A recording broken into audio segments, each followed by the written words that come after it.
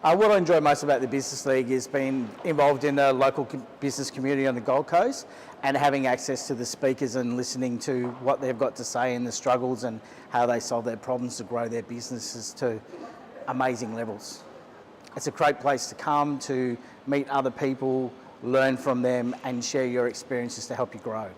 I think anyone that is in business or is interested about business should come to the Business League because it lets you get yourself into the business community at your own pace. It's not up front, you can sit there, you can just go along at your own pace, you can learn from the speakers, you can learn from the group and just have a really enjoyable time and in a really great supportive atmosphere that's based on a growth mindset. I think this is the only networking group that I'm involved in